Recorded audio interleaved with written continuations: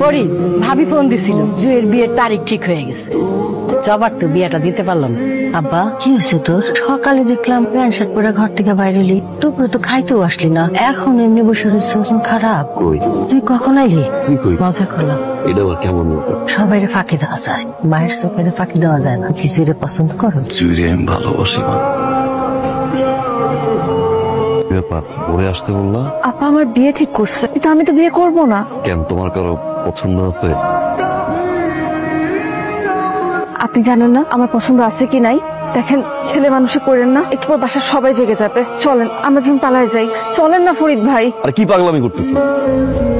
বড় আব্বা পালাই যাওয়ার পরে চাচার অবস্থা কি হয়েছে দেখো না? একটা খাইছি, চাচার তো করছি।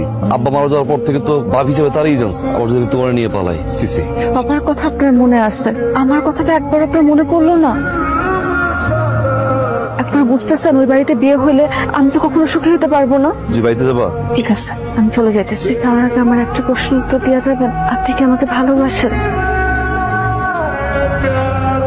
ফরিদ ভাই বলেন না, আপনি কি আমাকে ভালোবাসেন? না। আপনি আমাকে ভালো না বাসলে সবসময় আপনি আমাকে আগলে আগলে রাখেন কেন? আমি আপনার চোখে আমার চোখে সবসময় ভালোবাসা দেখতে পাই কেন? উত্তর দেন। জুই, আমি তোমার পছন্দ করি। পছন্দ করার ভালোবাসাকে একদিন বাড়িতে যাও। যাও না কেন?